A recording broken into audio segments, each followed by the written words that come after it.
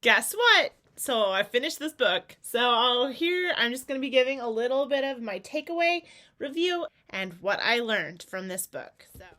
So I finished reading this book, you guys, and it was really good. So I just wanted to kind of share a little bit of my thoughts. At first, when I started reading this book, I was kind of feeling like it was very, very kind of like college. Like I felt like I was back in college. Well, I guess anything where you're thinking and talking about like grammar and editing and stuff, it's very textbooky. So I was kind of feeling that, and especially when I'm like, one thing I thought was really interesting and very cool was that at the end of every chapter, they have, sorry, here, let me find it. At the end of each chapter, I really thought this is cool. This might have been what made me think of college. But they have like a page of checklist of like, kind of like what you learned in that chapter. So like these are like things that you can do for when you're editing your book. And then they also had like a page or two of exercises. And that made me think of like dissecting sentences and stuff in high school and college. But I really thought it was cool how on the checklist pages, I'm going to actually, when I'm going over my manuscript, I'm going to end up probably copying and pasting all these and printing them out on a sheet of paper and going through it, all of my chapters and everything with this. But like, for instance, here's an example of the show and tell. At the end of the show and tell chapter, they have a little checklist that says, how often do you use narrative summary? Are there long passages where nothing happens in real time? Do the main events in your plot take place in summary or in scenes? And then another bullet point that says, if you do have too much narrative summary, which sections do you want to convert into scenes? So these are just really interesting how it kind of like gets you to think in a different way. Like I feel like as a writer, sometimes we are stuck in our writing, in our telling story and everything, where we're not realizing that how we're telling the story isn't working. Like, just having huge narrative chunks, like that's really hard to read. And then plus it's really hard to read just dialogue. If you just have dialogue and no narration, that's kind of hard too. And so then like, here's another one. Do you have any narrative summary, or are you bouncing from scene to scene without pausing for a breath? That can be hard as well. So it's really cool that these little checklists inside the book kind of come from each chapter, but then you can go through your own writing and say, okay, is there anything that's not working?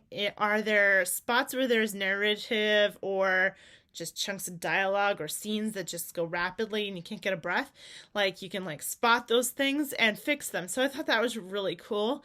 And I always like in books, like that's one thing I really love about Save the Cat and really love about Story Genius, is that they give these exercises throughout the entire book. And so I really loved that about this book too. As you can see, as with many of my writing, editing books, I end up highlighting and writing comments in the side of the book as well.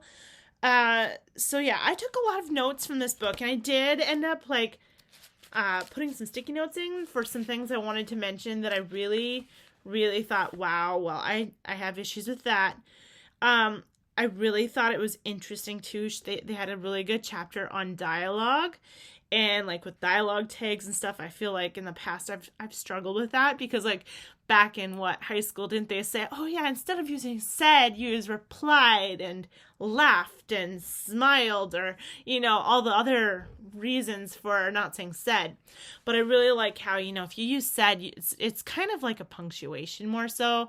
After a while, readers don't really even see it anymore. But then also, if you have the distinct writing voice for your characters, readers aren't really going to overly notice it. So that's really cool too. Oh gosh, you guys, this book is just full of really good information. Like at the beginning, I'll just say that at the beginning, I kind of was really struggling. But as time went by, I was like starting to see more and more. I'm like, oh my, I do that. Ooh, I do that. But I think where I was struggling at the beginning is it felt like college textbook, and that kind of stressed me out a little bit. But other than that, I feel like when I got to about there, so when I got about halfway, I'm like, Yes, I do a lot of these things and stuff. So yeah, I would definitely give this book a 5.5, and then you should have it on your editing desk as well. I really did enjoy it, and it was definitely a must. I loved it.